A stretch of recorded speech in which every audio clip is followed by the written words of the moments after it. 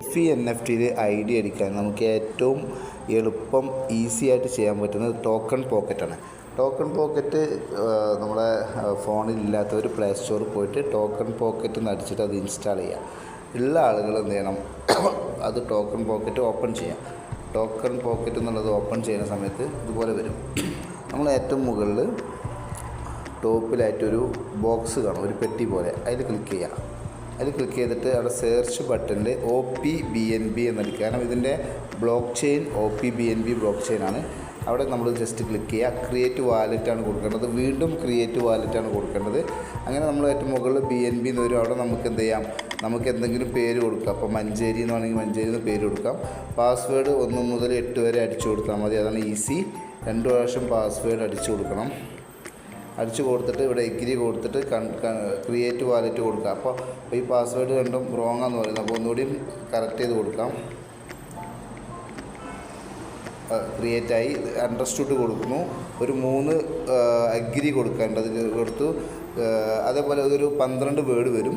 അത് നമ്മൾ ജസ്റ്റ് അതിന് മേലെ ക്ലിക്ക് ചെയ്താൽ 12 വേർഡ് അവിടെ തെളിഞ്ഞ് വരും. അത് നമ്മൾ ഒന്നുകിൽ എഴുതി വെക്കണം, അല്ലെങ്കിൽ അത് കോപ്പി ചെയ്തിട്ട് നമ്മൾ വേറെ എവിടെയെങ്കിലും എത്തിച്ചിട്ട് നമ്മൾ കംപ്ലീറ്റ് ബാക്കപ്പ് ക്ലിക്ക് ചെയ്യുമ്പോൾ ആ 12 വേർഡ് നമ്മൾ ഓർഡറാക്കി കൊടുക്കണം.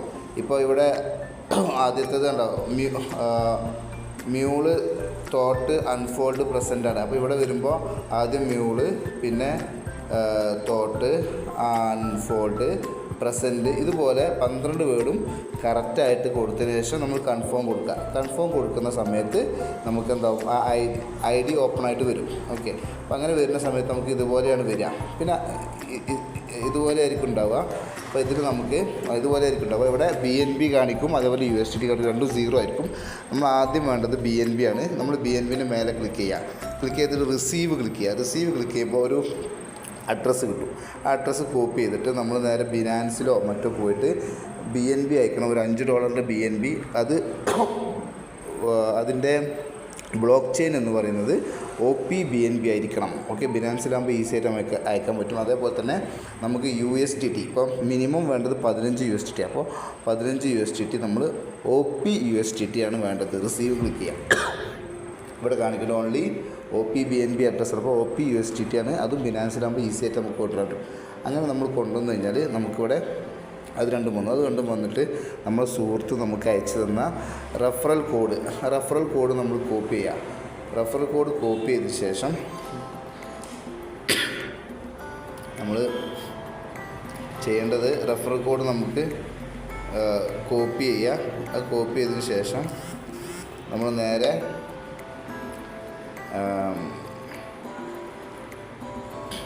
ടോക്കൺ പോക്കറ്റിൻ്റെ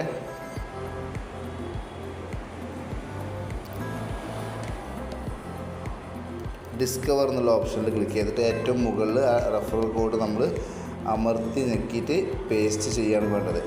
എന്നിട്ട് നമ്മൾ അതിൻ്റെ മേലെ ക്ലിക്ക് ചെയ്യുന്നു. ക്ലിക്ക് ചെയ്യുന്ന സമയത്ത് ഇതുപോലെ വരും. ഇതുപോലെ വരുമ്പോൾ ഇവിടെ നമ്മൾ രജിസ്റ്റർ എന്നുള്ള ഓപ്ഷനിലാണ് ക്ലിക്ക് ചെയ്യുന്നത്. രജിസ്റ്റർ എന്നുള്ള ഓപ്ഷനിൽ ക്ലിക്ക് ചെയ്യുമ്പോൾ ഓട്ടോമാറ്റിക് അത് കണക്റ്റായി നമ്മുടെ ഗ്യാസ് ഫീ കാര്യങ്ങളൊക്കെ പോകും. 2 പ്രാവശ്യം പാസ്വേഡൊക്കെ അടിച്ചു കൊടുക്കേണ്ടി വരും. അതൊക്കെ അടിച്ചു കൊടുത്താൽ ഇതുപോലെ വിൻഡോ ഓപ്പണായി വരും. ഓക്കെ, ഇതാണ് ഇതിൽ ജോയിൻ ചെയ്യാനുള്ള ഇത് എന്ന് പറയുന്നത്. എന്നിട്ട് പിന്നെ നമ്മൾ എന്താ ചെയ്യുക, ഇതിലിപ്പോൾ നമുക്ക് $15 സബ്സ്ക്രിപ്ഷൻ ആൾറെഡി അത് മൈനസായി പോവും. അത് കഴിഞ്ഞിട്ട് പിന്നെ നമുക്ക് വരുന്നത് $250 ട്രേഡിങ്ങിലേക്ക് ഇടാൻ പറ്റും.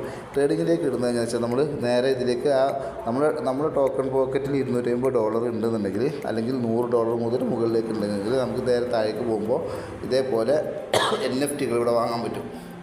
ഇപ്പോൾ $40 NFT ഇവിടെ പ്ലേസ് ബിഡ് എന്ന് പറഞ്ഞ് ക്ലിക്ക് ചെയ്യുമ്പോൾ ഇവിടെ ഇൻസഫിഷ്യൻറ്റ് USDT ബാലൻസ് ആയതുകൊണ്ട് വരെ അപ്രൂവൽ കൊടുക്കുക, കൺഫേം കൊടുക്കുക. അങ്ങനെയാണെങ്കിൽ നമ്മൾ ആ ട്രേഡ് എടുക്കും. അങ്ങനെ നമുക്ക് $250 ട്രേഡ് വരെ എടുക്കാം. ട്രേഡ് എടുത്തു കഴിഞ്ഞാൽ 24 മണിക്കൂർ കഴിയുമ്പോൾ ഓട്ടോമാറ്റിക് അതിൻ്റെ ആ ക്യാപിറ്റൽ എമൗണ്ടും നമ്മുടെ പ്രോഫിറ്റും നമ്മുടെ ടോക്കൺ പോക്കറ്റിലേക്ക് തന്നെ തിരിച്ചു വരും. അപ്പോൾ ഇതിൻ്റെ പ്രത്യേകം നമുക്ക് ഓരോ 24 മണിക്കൂർ കഴിയുമ്പോൾ നമ്മുടെ ക്യാപിറ്റലും പ്രോഫിറ്റും തിരിച്ചു വരും. നമുക്ക് അപ്പോൾ തന്നെ അത് വിറ്റ് ക്യാഷാക്കാം, അല്ലെങ്കിൽ വീണ്ടും ട്രേഡിങ്ങിലേക്ക് അത് യൂസ് ചെയ്യാം. ഇതാണ് ഇതിൻ്റെ ഏറ്റവും വലിയ പ്രത്യേകത. Okay, thank you.